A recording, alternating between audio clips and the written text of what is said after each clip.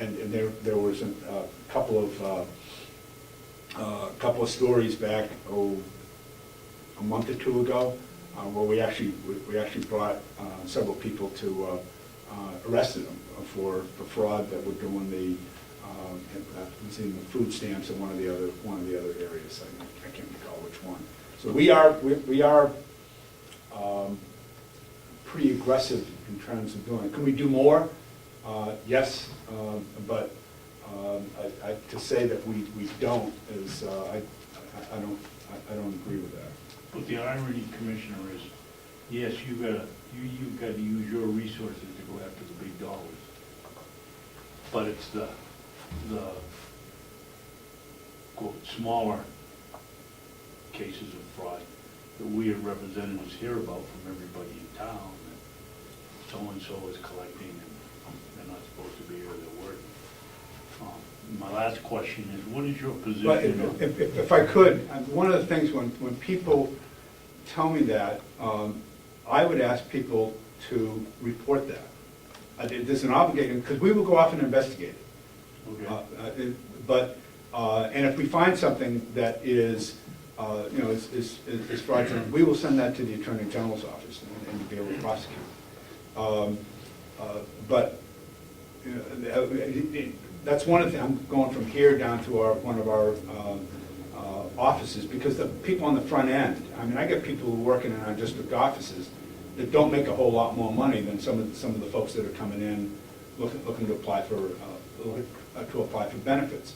So when they see somebody coming in with with a car or with something else, it raises a concern for them. And so as such, what they do, I will tell them, don't sit here and complain about it.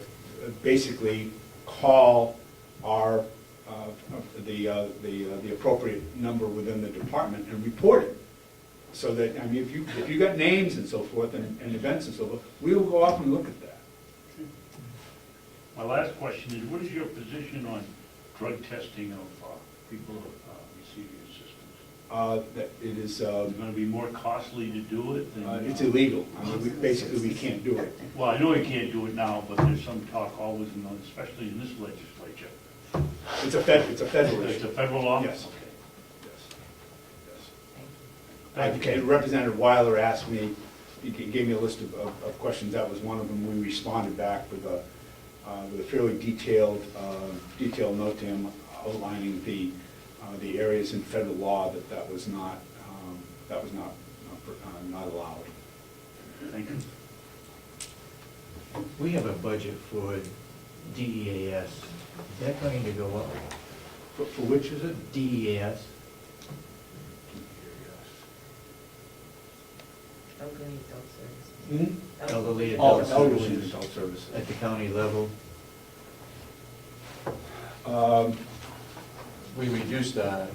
We were forced to reduce our county budget because of the legislators, and we made additional cut in that area, hoping that wouldn't go up at the county level.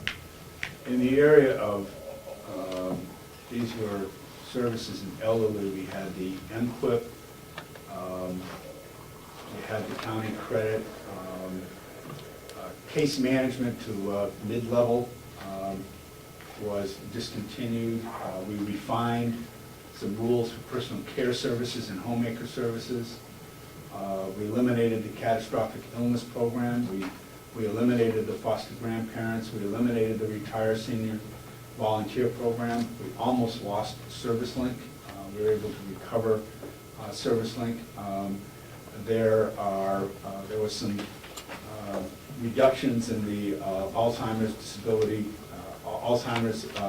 caregiver program, the congregate housing supports, and there are probably around $2 million in general fund rate reductions for various transportation, social services, meals, adult group daycare, and so forth. So truly there was not one area of the segment. The elderly, again, by when you look at the amount of dollars and then the level of reductions, the level of reductions were modest, if I can use that word, but it was unlike some of the other areas that were, some areas that were pretty significantly hit. If we have problems with a contracted agency that you contract with, and I'm thinking more of relying on Northern Carroll County Mental Health with our jail population, we report that back to who? Me. You, okay. And it's always better to get it to me, that way I'm aware of it, and then I can Our superintendent isn't here today, I'm sure he could expand on that, but. okay. There was a question over here. Yeah, it was related to what Commissioner Sorensen was asking. Did you mention the cap, and that's what our obligation is to the state, and the DEAS money that we pay to the state, and there was memorandum of agreement a few years back, and whether that had changed our obligation to the state. I Yeah, think that's- the cap, the cap was raised in the second year of the biennium by $2 million. But again, there was a credit that was done to the tune of $2.5 million in each of the 2 years. The other is that we, at the end of the session, we did the pro share, accelerated the pro share payments in order to be able to take advantage of the ARA, the enhanced match of ARA before that went away. So does that basically make the memorandum of agreement, the whole budget neutrality issue, does that make it just ineffective? I mean, we've just constantly seen a downshifting to the counties for the cost of elderly care. Well, see, I'm on the execution side of things. Sometimes I feel like I'm being executed, but it's truly the policymakers that make those type of decisions. And indeed, one of the things that we put into our agency budget, I went through the numbers before in terms of the progression from the current, from state fiscal year 11 to what we're looking at in each of the next 2 years, roughly to $664 million. But we had requested well over $900 million. And one of the things that we did, because we got, we're constantly dealing with the issue of the budget neutrality and so forth, but we put in to show the cost of fully funding nursing level care and home health rates to the tune, it was almost $43 million a year in general funds that we requested in the agency phase of the budget. Because what we wanted to do was, because we hear a lot about the budget neutrality factor and so forth in terms of how that just continues to inch up. And so what we wanted to do is say, we want to make sure that the policymakers, the governor, and everybody else knew that if we put this amount of money in here, now we're sort of truth, and everybody knows what the numbers are. But that was one of the first things to go in our from the agency phase to the governor's phase of the budget. Again, that's almost $84 million in general funds that we had requested that we took out. And so now you're back to the issues that you were talking about. We got the cap, the credit, and all that sort of thing. One of the problems I've seen over the years that I've been a commissioner is that a lot of our delegates are representatives in Concord. Yes. But they don't realize what they vote on down there, how it affects the county. It's an educational problem, I guess, and I guess it's maybe up to the commissioners to keep them informed as to what's happening, but. One of the things that I'm working on right now is, data is going to be fundamental to a number of the things that we want to be able, in terms of some of the changes in contracts and some of the other things. And I want, I have data in a number of different systems, and I want to be able to bring it forward and be able to say, let me look at David Sorensen as an individual. So all the different services that we do across the department for you as an individual. And what I want to be able to do is to be able to take the data and not say it's David Sorensen or Nick Compass or Dorothy Solomon and so forth. What I want to be able to do is to aggregate that and to be able to show the policymakers how many people unduplicated in Ossipee, in Tuftonboro, in Moultonboro, and wherever, whatever the area, how many people, how many dollars, what levels of service are being done. I did that back a couple of years ago through a series of regional dialogues, as we call them. And I actually had put up on a slide, and I remember we did it up in at the Mountain View Grand. Right.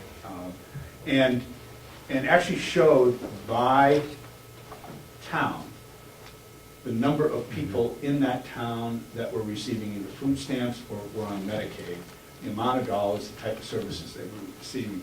And I will tell you that I had policymakers there, legislators, there were audible gasps when they saw the data, to say they had no idea that in some cases you had 25 to 30% of the population, the constituents in their area, were on some form of public assistance, either Medicaid, food stamps, or otherwise.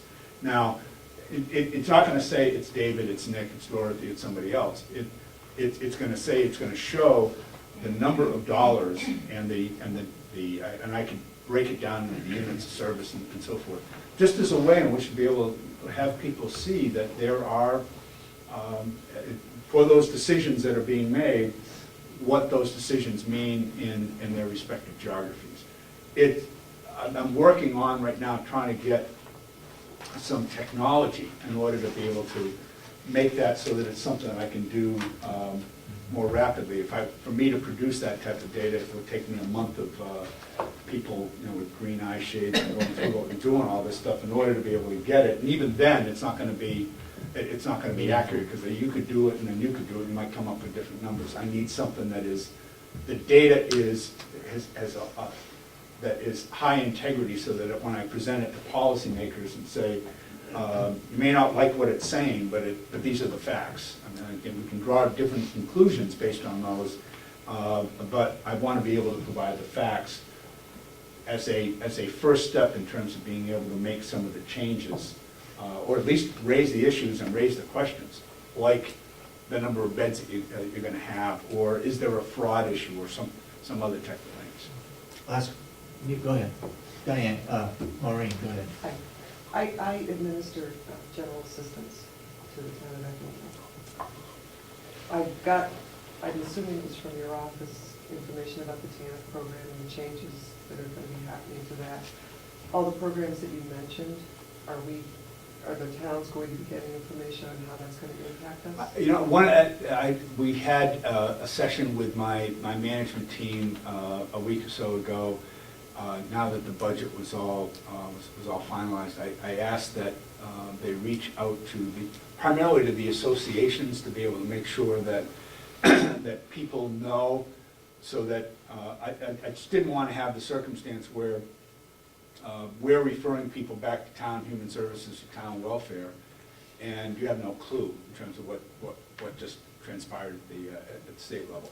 So, trying to get that information, and my understanding was that some of that information either was already out there or was being prepared in order to be able to get out there, so that you have a heads up, if you will, in terms of what is coming. Again, there are certain areas where there are going to be reductions, and when people coming in say, I got asked on a number of occasions by by some of the policymakers saying, I want you to give me assurances that when